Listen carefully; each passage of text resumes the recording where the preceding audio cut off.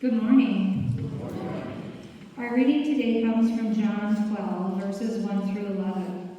6 days before the Passover, Jesus came to Bethany, the home of Lazarus, whom he raised from the dead. There they gave a dinner for him.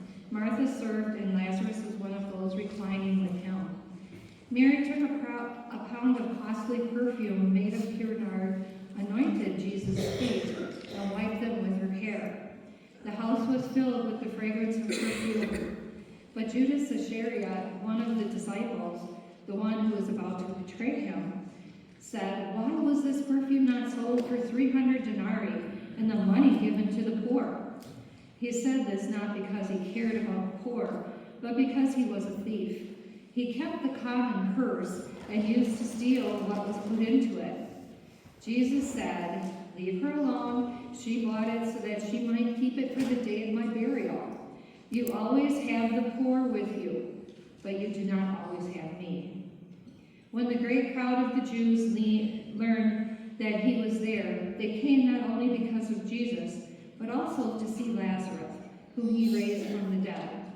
So the chief priests planned to put Lazarus to death as well, since it was on account of him that many of the Jews were deserting and were believing in Jesus. Word of God, word of life.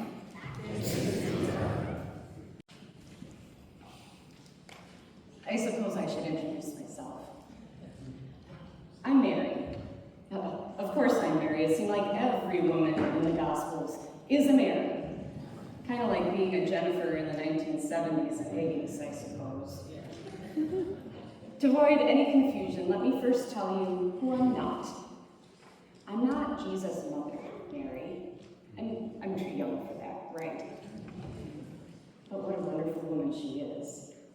I'm also not Mary Magdalene. You know her, right? She's one of Jesus' followers, very devoted to Jesus. You know, Jesus has 12 disciples. Well, I call Mary Magdalene his lucky number 13. She's very faithful, very wise. It's good that the other 12 have Mary Magdalene around. I think she gets the others to behave a little better. I'm also not a woman of ill repute. You know what I mean by that, right? Nobody would call me a sinful woman. My sister would call me lots of things. Flighty, head in the clouds, maybe a little lazy, but not sinful. Do you know my sister? Maybe you've heard of her. Her name is Martha. She's the most wonderful cook. She's the best hostess around, hands down. Whenever Jesus and his disciples come to Bethany, she insists that they come and stay with us. And when Martha insists on something, well, you better just forget about your other plans. Don't mess with Martha. I bet you heard of our other story. Another time when Jesus and the boys visited, Jesus had sat down to teach, and you know, he says the most amazing things, life-changing things. I just had to sit down at his feet and listen. Did I know that Martha was busy getting dinner ready? Well, yes. Did I hear her clearing her throat from the kitchen to get me to come help? Also yes. But I just couldn't leave Jesus' feet. His words are too important. I also should have gotten up when Martha sort of saying, "The dinner isn't going to serve itself." But, well, I didn't, which caused her to blow over top. "Rabbi, tell Mary to come and help me." Not one of our finer moments. I mean, Jesus did tell Martha to leave me alone. That sitting and listening was also important. But Martha didn't talk to me for like a week after that. So thank goodness we have Lazarus. Lazarus can smooth over anything. He's our brother. He's pretty wonderful. And that's why Martha and I got so upset. Lazarus takes care of Martha and me. And actually, we all take care of each other. And so when Lazarus got sick, we were very upset. It's our job to take care of him, to make sure he eats right, he doesn't work too hard, and he gets some exercise. You know how men can be sometimes. Lazarus needs to walk more. He's a real shuffler. We're always telling him, Lazarus, pick up your feet. You're going to fall if you don't pick up your feet. And when Lazarus got sick, we tried everything we could do, but when it kept getting worse, we sent a messenger to tell Jesus. If we couldn't help him, surely Jesus could. But Jesus didn't come right away. You know how busy he is, how far away he travels. I've got to be honest. We were very worried about Lazarus, but we didn't think that he would die. So when he did die, Martha and I were devastated. Losing a beloved brother was hard enough, but what would we do now? You've probably guessed by now that neither of us have husbands or sons to take care of us. Our father is long gone. Lazarus was our provider, our protector. How would we live without him? It's not like we can make our own money. Literally, how would we live without him? Our neighbors were very kind in helping us to bury Lazarus in our family tomb. They assured us that they would look after us, but you can't expect such things from people who have their own families to deal with. Honestly, I thought we'd have to sell our family home. We'd have to live on the streets. I suggested to Martha that we could join Jesus' band of followers on the road, but Martha's a homebody. She wouldn't do well on the road. And as she pointed out, Jesus is nowhere to be found to follow anyway. It was several days later when Jesus arrived. Martha left the house when she heard he was near. I asked her, what are you going to say? And she said, I'm going to tell him to fix it. I told her she sounded like a crazy woman. And she said, well, if Jesus had been here, Lazarus would not have died. And we wouldn't have lost everything. I'm going to tell Jesus to fix it. I said, Martha, he can't just fix it. Lazarus is dead. But she marched down that road anyway, completely determined. That's Martha. She doesn't back down even when death is her opponent. And you know what happened, right? I remember every tiny detail. The gasps when Jesus told the people to open the tomb. The grinding sound of that heavy stone on the ground as they rolled it. How Jesus' voice, Lazarus, come out, made me jump. Then how still the air was. It was totally silent.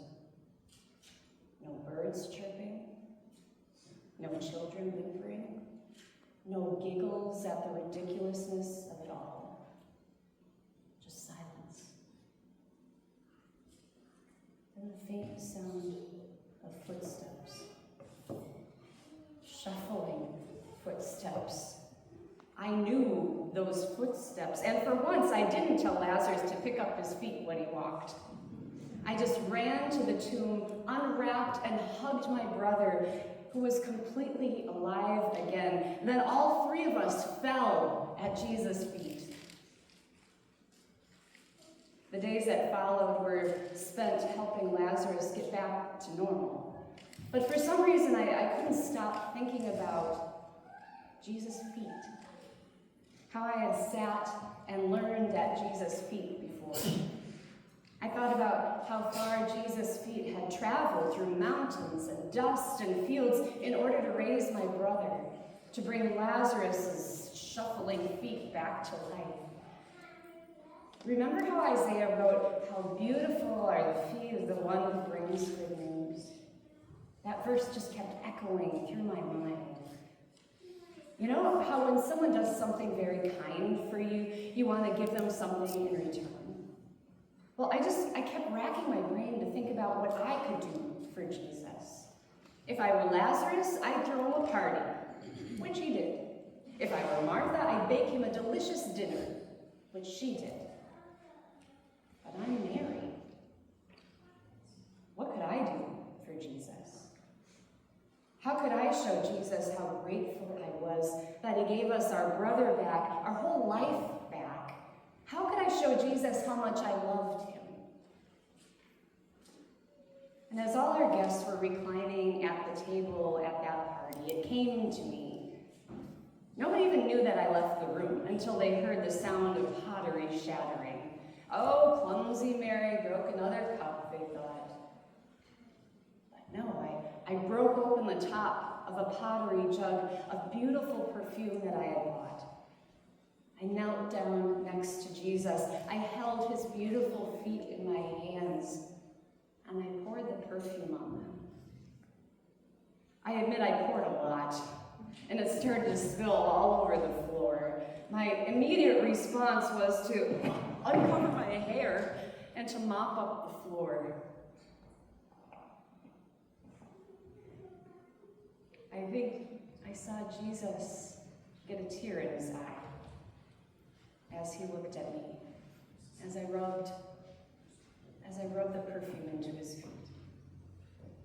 And not just because the fragrance was so strong, which it was. I wish you could have smelled our house that day. It was amazing.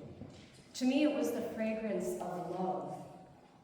My hair smelled like that for days, even after I washed it. It was so beautiful. Now, I'm used to my sister scolding me for doing silly things, but Martha was oddly silent that night. There was just a faint smile on her face, as if she was glad for what I was doing, for once. It was that Judas fella who had something to say about it. Something about how I was wasting the perfume, how it was so expensive, how we should have sold it to give to the poor. But before I could say, mind your own business, Judas, Jesus spoke up. Leave her alone, he said. She's done a wonderful thing for me. She bought that perfume for my burial. Well, that really set people off. Jesus talking about his own burial. That took the focus off of me, for sure, which I was glad for. I never wanted their attention. I just wanted to do something for Jesus. And since then, people have asked me why I did that for Jesus. I mean, it was a weird thing to do. I know, touching somebody else's feet. Who does that? Wiping them with my hair and all that perfume. It was an extravagant thing, I know. Some people might say wasteful. But to me, it was the perfect thing to do for Jesus. To bless him. To show him the kind of love that he showed us. Jesus raising Lazarus was extravagant love. I thought he deserved to feel that kind of extravagant love too. And somehow I knew that Jesus needed a little love. Jesus needed something for the days ahead. Somehow I knew that he would face dark days, and I wanted him to be able to take our love with him. I wanted our love to lift him up when he was down. I wanted that sweet fragrance of love and gratitude to stay with him when the world's ugliness overwhelmed him. You know, I heard that Jesus washed his disciples' feet the night before he was killed. I like to think that I helped inspire that act of love, at least a little bit. Feet need some love, don't you think? And if nothing else, I hope that my small act of love was still in Jesus' mind as he faced the acts of hatred that took his life. Even in his last hours, Jesus was love. His whole life was about sharing love. And if I do nothing else with the life that I have, I want to share that love. Because so many people need to hear Jesus' love and see it and feel it and even smell the sweet fragrance of God's love. Amen.